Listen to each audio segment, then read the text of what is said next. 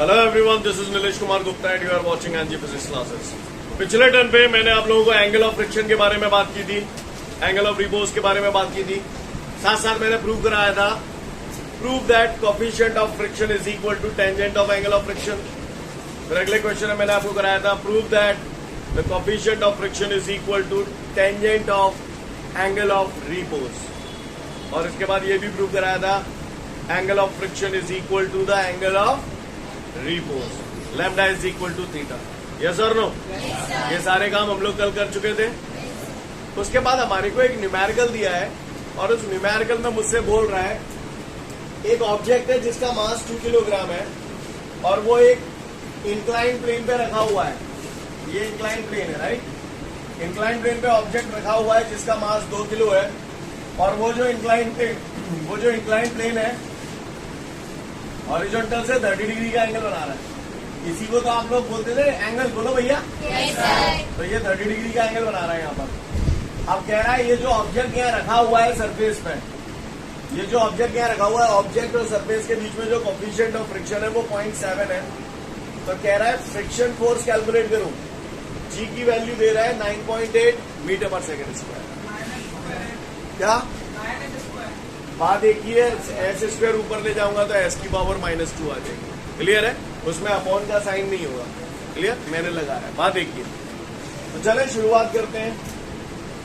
भाई मैंने friction force का एक फॉर्मूला पढ़ा था। पहले इधर देखो, पहले मुझे ये बताओ, ये ऑब्जेक्ट कहाँ जाने की कोशिश कर रहा है? नीचे जाने की कोशिश कर रहा है। तो फ्रिक्शन फोर्स कहाँ लगेगा? यस और नो? दूसरी बात, ग्रेविटी कहाँ लगेगी इस पे? ऐसे ये ग्रेविटी लग गई। सीन क्लियर है सभी को? रिएक्शन फोर्स भी लगेगा। इशारे से बताओ किस तरफ लगेगा? ऐसे यो में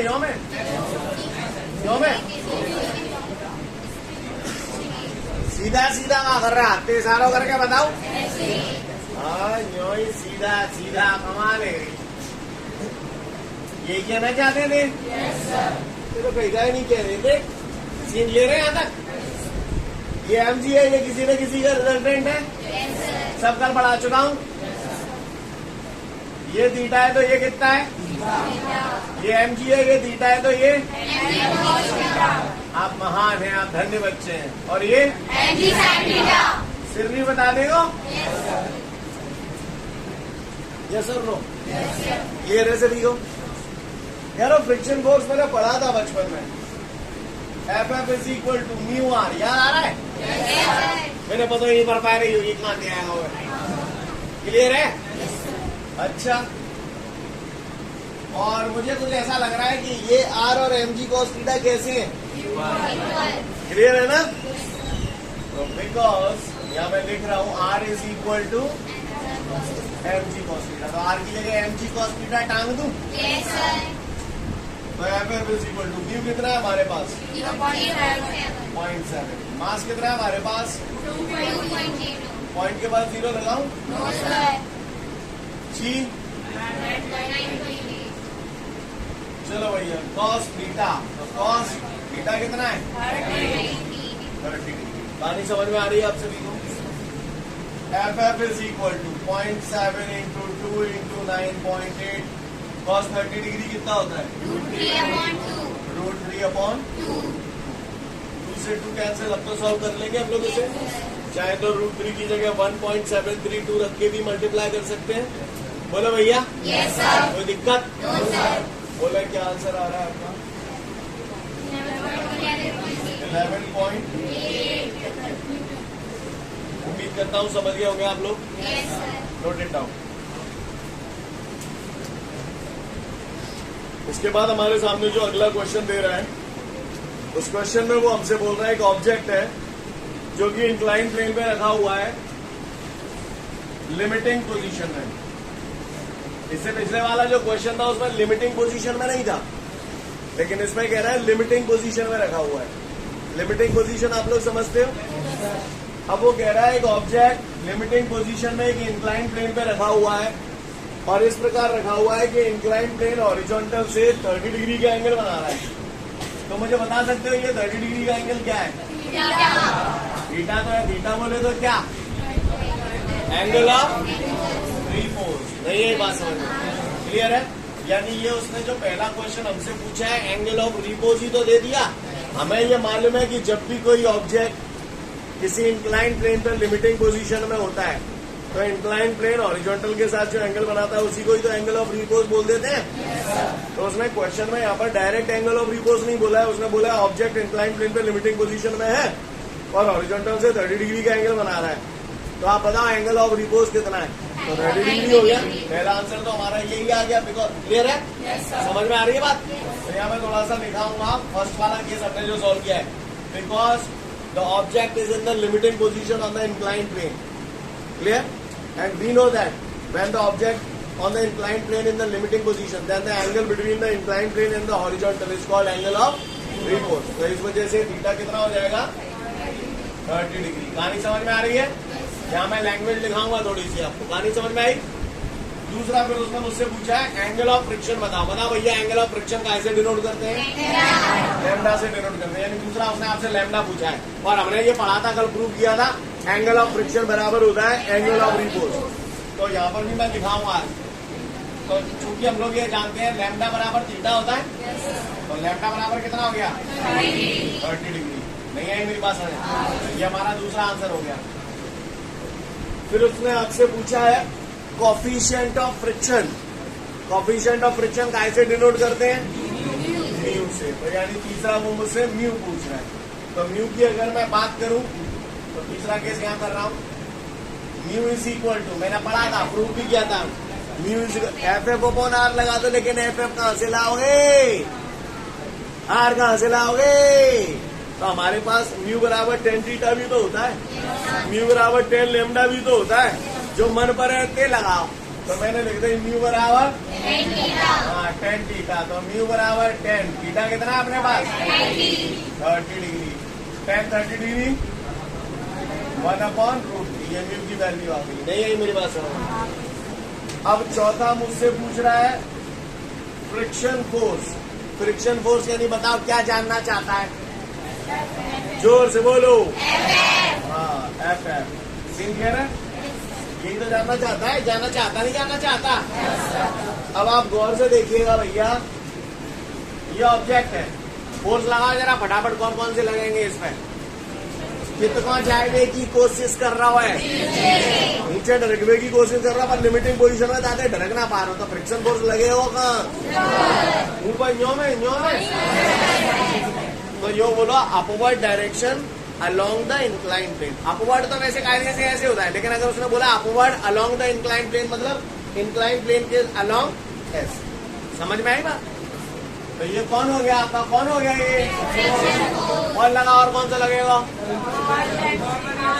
नॉर्मल रिएक्शन कैसे लगाऊं बताओ? हाथ के इशारा, हाथ को इशारा करो ऐसे इन में।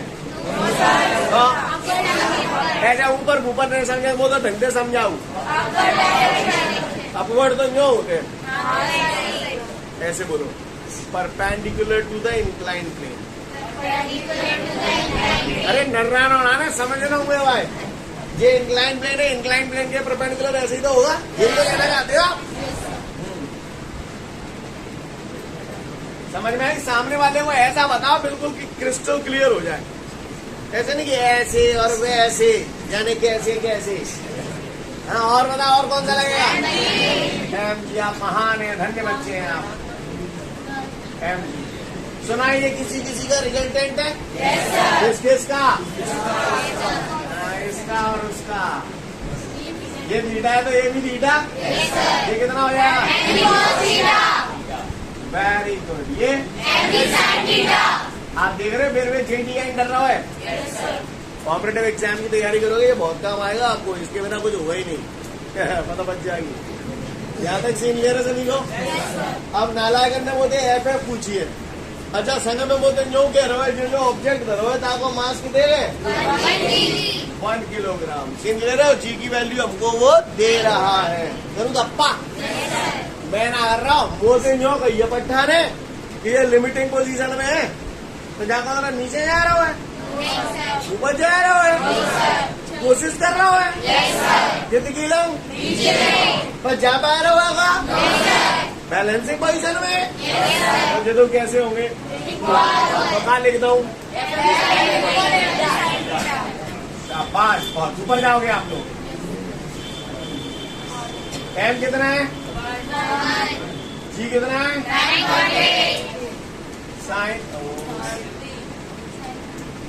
साइन 30 डिग्री बोलो भैया 9.81 या 9.8 टेबल तो आता होगा 9.8 का सकल दिख रही है। साइन 30 डिग्री कितना होता है 1/2 डिवाइड कर दोगे 4.9 तो फ्रिक्शन फोर्स हमारा आ गया बच्चों 4.9 Newton. I hope you understand guys. Yes sir. You better understand. Yes sir. Note it down.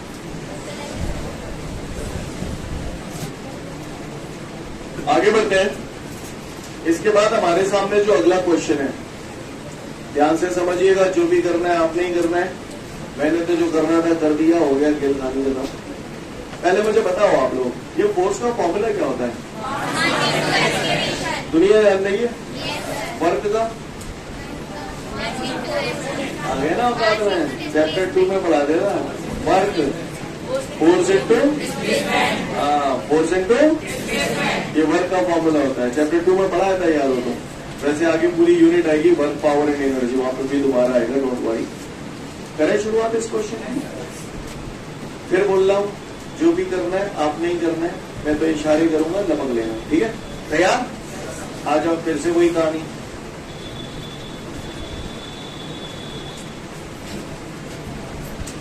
यहां पर वो कह रहा है एक ऑब्जेक्ट है इंक्लाइन प्लेन पे रखा हुआ है, दिख रहा है आपको? मैंने मान लिया इंक्लाइन प्लेन हॉरिजॉन्टल से 30 या थीटा डिग्री के एंगल रखा हुआ है। 30 नहीं, थीटा कितना? थीटा डिग्री के एंगल पे कोई ऑब्जेक्ट रखा हुआ। अच्छा, यहाँ पे कहानी जो है लिमिटिंग पोजीशन का चुनाव है। लिमिटिंग पोजीशन होती है तो धरो रहे तो चिक तो नहीं मिलती, समझ गए? अब उन कह रहे हो ऑब्जेक्ट नीचे कौन ढरक रहा हुआ है। अब ऑब्जेक्ट अगर नीचे ढरक रहा हुआ है, चल रहा हुआ है, तो फ्रिक्शन फोर्स कहाँ लगे वो तुम ही बताओ। ऊपर। यू नीड टू से ए है upward direction along the incline plane. Friction force लगा और लगा, कौन कौन से लगेंगे चलो बताओ।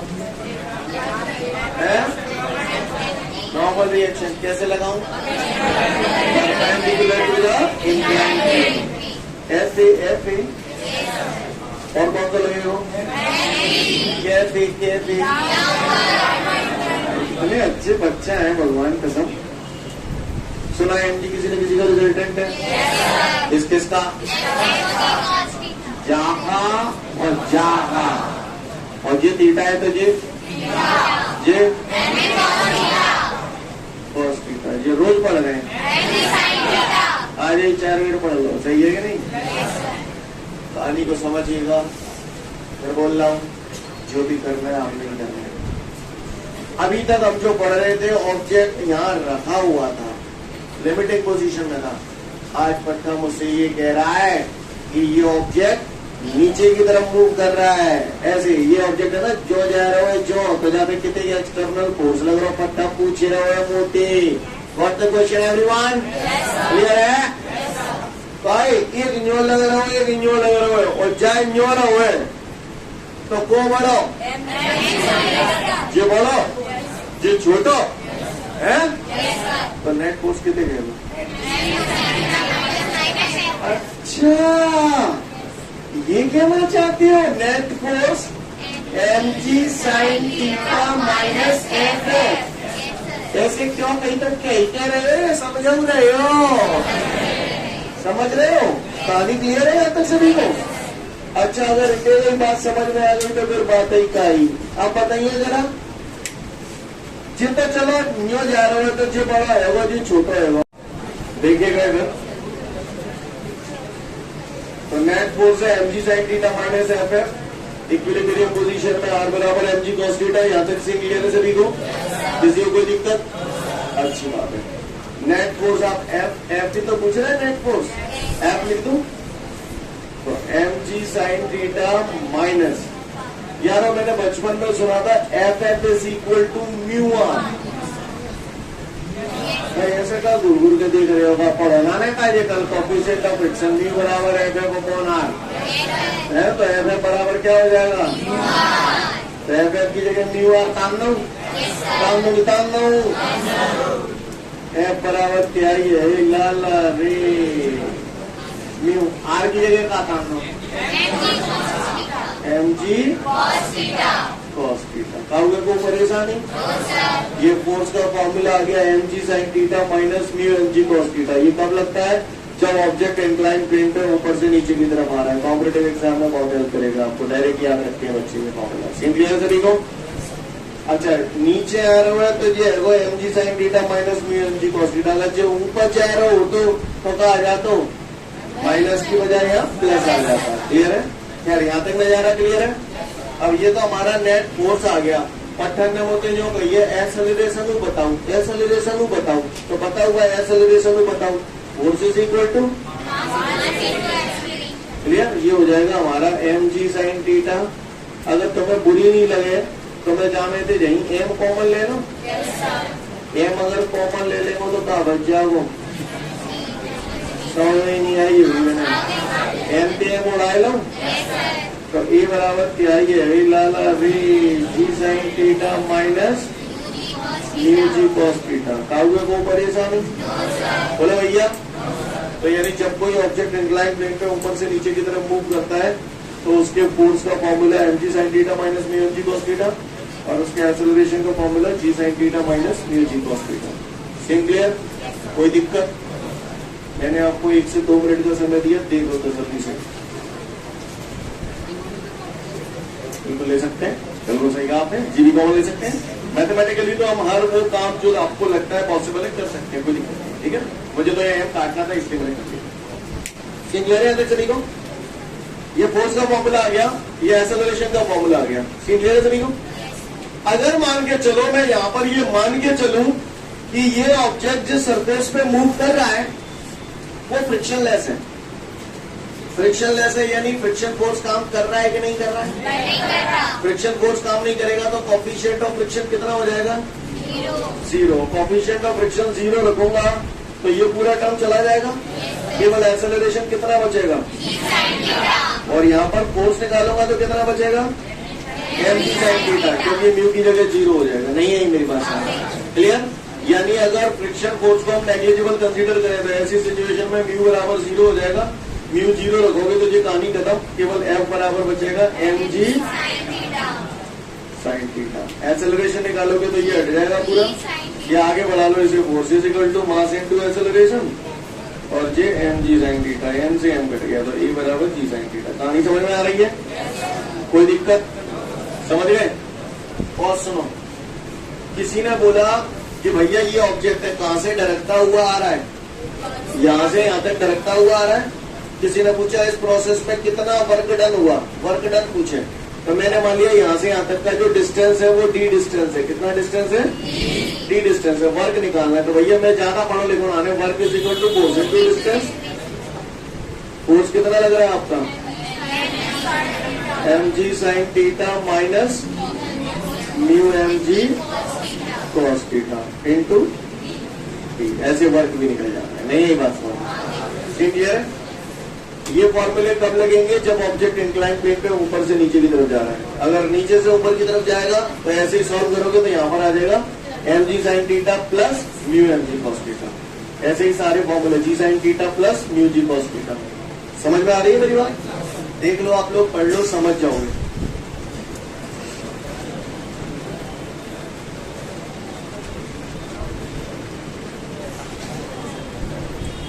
ठीक है, तो फिर आज के लिए पर्याप्त है, कल फिर मिलते हैं। Thank you everyone, have a great day to all of you guys. जय हिंद।